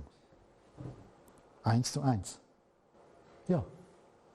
So, das ist eine Illustration dazu. Das passiert, wenn man auf die Schlange hört, auf die falschen Gedanken, diese Plapperschlange im Kopf, die Ego-Gedanken, dann trennt man sich vom Licht und denkt, wenn ich mich vom Licht entferne, kann ich etwas tun, was Gott nicht kann. Gott sagt zwar, man soll es nicht tun, weil es bringt nichts, du kannst zur Dunkelheit machen, aber es ist nicht notwendig. Ja, das passiert, wenn man das macht. Ja, eben, Getrenntheit von der Quelle, das ist der archetypische Grund für all diese Missstände. Denn diejenigen, die ausbeuten, lügen, Kriege machen, Rohstoffe wollen, Macht wollen, sie haben Billionen auf dem Konto und wollen noch mehr. Oder? So, da sieht man, da ist ein Problem. Die haben ein Problem. Ja, und das ist das Problem. Man hat nie genug. Weil die Quelle ist nicht ersetzbar. Ja. So, ja, und das ist der Grund, warum die Lichtwesen Menschen wurden. Die Lichtwesen wurden Menschen, gingen in die Physis genau aus diesem Zusammenhang, weil sie sahen, dass die anderen Engel, Schöpferwesen, gewisse in diesem höheren Eden den Schritt gemacht haben und sich getrennt haben, auf der Ebene des freien Willens. Das ist Welt der Polarität, wo in Eden, wir haben das gelesen in der jüdischen Interpretation des Baums, des verbotenen Baumes, in Eden, im Licht, ist potenziell immer Dunkelheit möglich. Du musst nicht, wenn du im Licht bist, da merkst du gar nicht, dass da potenziell Dunkelheit ist. Aber es ist potenziell da, man kann sich abwenden und gewisse machen diesen Schritt. Also essen auch von diesem Baum, schlucken dieses Konzept aus freiem Willen. Nicht, weil sie böse sein wollen, sondern weil sie mehr wollen. Jetzt ganz kindlich gesprochen bei Adam und Eva, sie haben nicht vertraut, dass der Gott sagt, mach das nicht, das bringt nichts. Aber man kann sich abwenden, man kann in die Trennung gehen, man kann in die Dunkelheit gehen. Was passiert, haben wir gesehen. Und die letztliche Erleuchtung, gerade für diejenigen, die in die Trennung gehen, ist, dass sie erkennen, dass diese Trennung nicht notwendig ist. Es ist nicht nötig, getrennt zu sein. So einfach. Das ist aber fürs Ego, für die Plapperschlange, der ultimative Horror. Ich bin nicht nötig. Ja. Und die Schlange stirbt, wird restlos vernichtet, so wie Dunkelheit vernichtet wird, wenn Licht kommt. Aber wenn Licht kommt, da ist kein Nichts, sondern dann beginnt das wahre Leben und dann erkennt man, was Dunkelheit und Trennung wirklich ist. Und an den Früchten kann man es ja indirekt auch erkennen, dass es nicht der richtige Weg ist. Deswegen gingen Lichtwesen in diese Welt, um überhaupt eine Menschheit entstehen zu lassen, dass in einem späteren Zeitalter Seelen auch aus dieser getrennten Welt inkarnieren können, um neu den freien Willen leben zu können. Am Anfang die indigenen Menschen, die ersten Menschen der Erde waren die verdichteten Lichtwesen. Da gab es noch keine Seelen aus der getrennten Welt. Und in der zweiten und dritten Welt kamen Seelen aus der getrennten Welt dazu. Schon in der dritten Welt haben sie ihre Einflüsse gemacht und in der vierten Welt, die vor 5000 Jahren begonnen hat, also dritten, ich spreche jetzt Indianisch, dritte Welt ist im Sinne im dritten Zeitalter. Und das vierte Zeitalter begann vor 5000 Jahren, das ist ihr Zeitalter. Da ist die Verdichtung so groß, dass sie inkarnieren können und sie dürfen ihre Mentalität ausleben und wir sehen, welche Welt sie gestalten. Deswegen heißt es, Krieg hat schon immer gegeben. Stimmt, seit den letzten 5000 Jahren. Da gab es nur Krieg. Aber das ist seitdem die da sind. Das zeigt ihre Mentalität. So, ich sage das jetzt nicht, um sie anzuklagen und einfach das Böse hinzustellen, obwohl böse sind sie. Aber das ist die richtige Diagnose. Aber wenn wir die Bösen einfach als böse bezeichnen, ist da niemandem geholfen. Der göttliche Wille ist, dass sie diesen Irrtum, diese unnötige Trennung überwinden. Das ist der göttliche Heilungsplan. Ich spreche jetzt ein bisschen pathetisch, aber das darf man durchaus so sagen. Ja, denn wenn wir böse auf die Bösen sind, sind wir selber böse. Also das bringt niemandem was. Uns nicht, uns sowieso nicht, aber auch denen nicht. Aber die Idee ist, dass auch diejenigen, die in die Trennung gingen, diese Trennung wieder überwinden können. Heilung, sagt man dem. Und das war der Grund, warum die Lichtwesen Menschen wurden, um diesen Seelen eine Möglichkeit zu geben, hier in diesem dunklen Zeitalter zu inkarnieren. Deswegen ist dieses dunkle Zeitalter eben dunkel, wo es nur Krieg gibt und man hat den Eindruck, es ist eine Welt von Ungerechtigkeit und das Unrecht siegt. Wer das Gute will, wird bekämpft. Wer das Böse fördert, wird gefördert und so weiter. So sieht es aus. So, es könnte demoralisierend sein, aber im großen Zusammenhang sehen wir, dass da ein Plan dahinter ist. Nicht um das Böse schön zu reden, sondern nur zu sagen, dass das Böse geschehen kann, da ist ein Sinn dahinter. Der Sinn ist, dass es aufhört. Macht doch Sinn, würde ich sagen. Ja, das ist der Grund, warum die Lichtwesen diesen Schritt gemacht haben. Mit den Philosophien, die das rechtfertigen. Im ersten Teil hatte ich nicht die Zeit, noch auf ein anderes Beispiel einzugehen, eins, das ich nicht in meinen Büchern erwähnt habe, wo wir auch sehen, wie wenn Gut und Böse, wenn Polarität und Dualität gleichgesetzt werden, wie dann auf einmal Gut und Böse nicht mehr unterschieden wird, das eine bedingt das andere. Und das nächste Argument ist dann auch, und es ist ja wie in der Natur. Wenn die Natur ein Vulkan ausbricht oder ein Erdbeben ist, da sagst du auch nicht böse. Wenn der Löwe die Antilope frisst, ist das auch nicht böse. Das ist eine ganz interessante Argumentation. Ich bin letztes Jahr über die gestolpert, als ich eingeladen wurde in München an einem Abend zu etwas Stellung zu nehmen, was ich zu dem Zeitpunkt nur vom Hören sagen kannte, nämlich zu einem Theaterstück von Georg Büchner. Ich weiß nicht, ob man Georg Büchner noch kennt.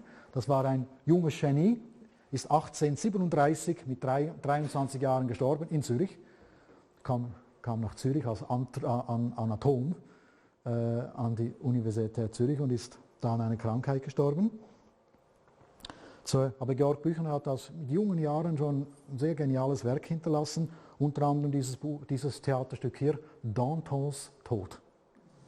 Danton, das war ein Kollege von Robespierre, Französische Revolution. Wir sind da bei der Französischen Revolution. Robespierre und Danton haben sich zusammengetan gegen den bösen König. So nach dem Motto, der Feind meines Feindes ist mein Freund. Du bist auch gegen den König, also wir sind Freunde. Dann haben sie den König entthront und war der Feind weg, da wurden sie Feinde.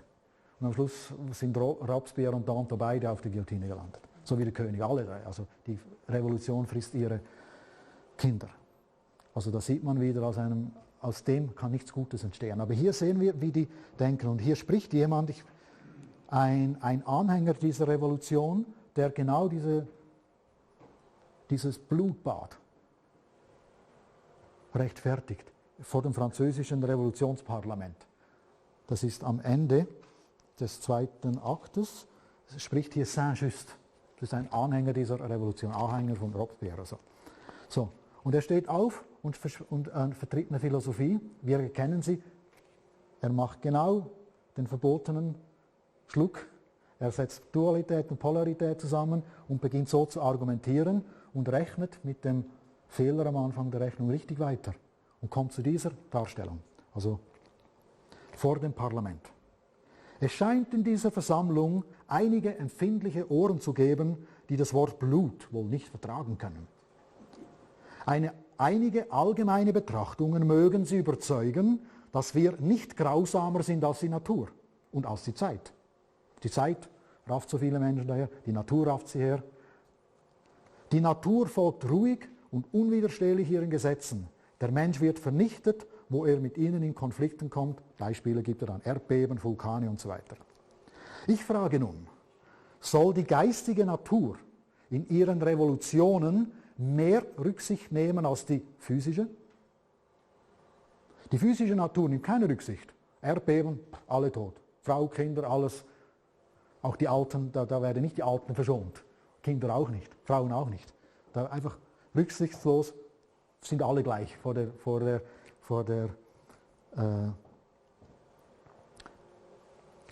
diesen Kräften. Also, und er sagt jetzt, soll die geistige Natur in ihren Revolutionen mehr Rücksicht nehmen als die physische? Soll eine Idee nicht ebenso gut wie ein Gesetz der Physik vernichten dürfen, was sich hier widersetzt? Der Weltgeist, Hegel lässt grüßen, der Weltgeist bedient sich in der geistigen Sphäre unserer Arme ebenso, wie er, der Weltgeist, in der physischen Vulkane und Wasserfluten gebraucht. Der Weltgeist, es ist alles eins. Geist und Materie ist eins, so wie der Weltgeist in der physischen Materie durch Wasserfluten und Vulkane arbeitet er auf der geistigen Ebene durch unsere Arme. Das ist aber genau das Gleiche. Was liegt daran, ob sie an einer Seuche oder an einer Revolution sterben? Ist es da so zu verwundern, dass der Strom der Revolution bei jedem Absatz, bei jeder Krümmung seine Leichen ausstößt? Er endet, habe geendet, langer anhaltender Beifall. Einige Mitglieder erheben sich im Enthusiasmus. Ja, er kam mit seiner Argumentation an. Klingt ja auf Anhieb auch überzeugend. Aber jetzt wissen wir, wo der Fehler ist. Und Saint-Just, der Georg Büchner, hat das 22-Jährige diese Philosophie durchschaut und denen genauso ins Mund gelegt. Er war ja nicht dabei bei der Französischen Revolution, aber hat es denen so treffend in den Mund gelegt und wusste, wie die argumentieren. Also ich war verblüfft, als ich dieses Buch las und dachte, das gibt's doch nicht. Ja, also das ist ein weiteres Beispiel. Deswegen die Botschaft, ihr seid Lichtwesen. Das ist eine sehr tiefe Botschaft, wir sind Schöpferwesen. Wir können Realität kreieren. Das können wir natürlich nicht, wenn wir glauben, wir seien Sklaven und gemutierte Tiere. Dann verlieren wir diese Kraft. So kommt die Erinnerung, dass wir das wieder tun und wir können ganz konkret Schöpfer sein. Wir leben heute in einer Zeit, wo sich sehr viel zuspitzt und wo eben die Absurdität und die Selbstzerstörungskräfte immer größer werden. Ich habe schon im ersten Teil erwähnt, eben mit Putin und dergleichen. Da sieht sogar noch mit Russland wieder ein Krieg angefangen werden soll, das geht dann nicht nur so wie mit Libyen oder Algerien oder Tunesien oder so. Also wir sind in sehr brenzligen Zeiten. Und dann fragt man sich, wenn es die Elohim gibt, warum greifen sie nicht ein? Warum schauen sie zu? Sie greifen wahrscheinlich mehr ein, als was wir denken. Aber es ist immer schwierig zu sagen, etwas zu erkennen, was verhindert wurde. So, wir hätten vielleicht unsere Atmosphäre schon längst weggeblasen mit unseren Atomversuchen, wenn da nicht Lichtwesen da wären und einfach das Schlimmste verhüten. Aber es geht ja nicht nur um Schadenbegrenzung, sondern auch wirklich um weitere Schritte. Dass die Menschheit wieder diesen Schritt zurück ins Licht macht und diese Trennung überwindet. Ich habe schon in einem anderen Vortrag, der irgendwann mal auch auf YouTube erscheinen wird, von Exopolitik gefilmt, ausführlich beschrieben, wie die geistige Welt im 20. Jahrhundert auf eine spektakuläre Weise angekündigt hat, wie sie eingreifen könnte oder wird. Das ist die spektakulärste Ankündigung im 20. Jahrhundert, obwohl es keiner kennt quasi. Über 4 Jahre hinweg, von 1961 bis 1965, sind die Lichtwesen in einem katholischen Umfeld in Nordwestspanien, in einem kleinen Bergdorf erschienen. Das sind Erscheinungen über 1600 Tage hinweg, über 4 Jahre, 1600 Tage, mehr als 2000 Erscheinungen, also mehr als eine pro Tag. Immer wieder erschienen. 4 Hirtenmädchen oder Bergdorfmädchen, sage ich mal. Ich weiß nicht, ob es Hirten waren, aber Bergdorfmädchen, die waren damals 12, als es 1961 anfing. 65 waren sie halt 16. So, dort sind sie erschienen. Natürlich, sie haben gesagt, das ist Maria. Das ist ihr Bezug, das ist das Lichtwesen, das sie kennen. Also kommt Maria. So, Maria ist nicht unabhängig von den anderen Lichtwesen. Und sie hat auch, es ist ähnlich wie Fatima und Lourdes. Fatima und Lourdes ist von der katholischen Kirche anerkannt, Garabandal nicht, weil Garabandal natürlich, weil dort die Lichtwesen in Garabandal sich auch kritisch zur katholischen Kirche geäußert haben. Sie haben gesagt, ein Großteil der Priester, Bischöfe und Kardinäle geht den Weg des Verderbens, sagt die Maria. Und die Kinder haben das wiederholt. Die Maria hat das und das gesagt. So, die wussten nicht die Sprengkraft dieser Aussage. Und deswegen hat die Kirche bis heute Schwierigkeit, das zu akzeptieren. Naja, jeder Papst war mal Kardinal. Also das geht auch durch die Hierarchie hindurch. Und das ist klar, dass sie das Mühe damit haben, aber es ist selbstverständlich, wenn Lourdes und Fatima echt sind, war Garabandal auch und noch viel intensiver. Es wird so beschrieben, dass diese Mädchen, irgendwann sind sie trance umgefallen und da konnten erwachsene Männer sie nicht mehr aufheben. Die waren so schwer. Wie kriegst du nicht weg, wie angewachsen. Dabei sind die Natura, weiß nicht, 20, 25 oder 30 Kilo, weiß nicht so, diese Mädchen. Also einfach auf einmal, da waren die Naturgesetze außer Kraft gesetzt. Auch in die andere Richtung, als in Trance zum Beispiel zu 4 so eingehakt ins Dorf reinrannten, da gab es in Dörfern einen kleinen Bach, da war ein Steg drüber, der Steg hat aber nur Platz für 2 Mädchen, da sind die 2 Mädchen über den Steg und links und rechts sind die anderen 2 Mädchen durch die Luft gerannt. Da waren Hunderte, da waren immer so Dutzende bis Hunderte von Menschen, haben das gesehen. Also das sind schon spektakuläre Demonstrationen über 4 Jahre. Also jeder, der kam, musste sich nur ein paar Tage Zeit einräumen, da kriegst du eine Vorstellung. Das ist mal so pietätslos gesagt. Aber ja. Und da war eine ganz wichtige Ankündigung, dass die geistige Welt eingreifen wird, bevor das Strafgericht kommt. Das ist jetzt katholischer Ausdruck. Heißt dann wirklich die Eskalation, ja. Bevor das kommt, gibt es eine Warnung. Und sie beschrieben das so, alle 4 Mädchen haben dann unabhängig voneinander beschrieben, wie sie es gehört haben, aber das ergänzte sich immer perfekt. Gemeint ist Folgendes, die Warnung ist, dass global, weltweit, die Zeit angehalten wird. Die Elohim sind ja die Leiter von Raum und Zeit. Die stehen über Raum und Zeit. Die können die Zeit anhalten, kollektiv. Sagen sie, Zeit anhalten und außerhalb der Zeit wird jeder mit seinem Lebensfilm konfrontiert. Das, was wir normalerweise erst nach dem Tod sehen, bekommen wir während des Lebens eingespielt. Eben der Kontoauszug mit den roten Zahlen und schwarzen Zahlen. Die Mädchen sagten, jeder wird mit dem Guten und Bösen konfrontiert, was er getan hat. Und jeder bekommt zu spüren, was er Gott angetan hat, sagen sie. Und was man Gott antut, tut man auch Gott an, zum Beispiel wenn man der Erde was antut. Wir haben ja gesehen, 26, 19, wir sollten die Materie nicht außerhalb Gottes sehen, sonst erhebt sich der Mensch über Gott. Also genauso, was der Mensch der Erde antut, das werden sie alle spüren. Also alle diejenigen, die jetzt weiß nicht was tun, sie werden alles mit dem konfrontiert. Und dann kommen sie wieder zurück und erinnern sich an dieses Erlebnis. Und das ist der freie Wille. Es ist eine freie Wille. Wir haben am Mittag darüber gesprochen. Niki hat ein sehr schönes Wort gegeben. Es ist wie eine Abmahnung. Genau, man bekommt die Abmahnung quasi. So, und dann, all die Herren und Damen, die weiß nicht was tun, wir sind mit dem konfrontiert worden, was sie bewirken.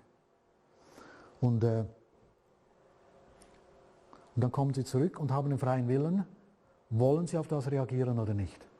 Viele von denen haben so viel aus dem Kerbholz, das will man einfach wegwischen, oder haben nicht die Kraft.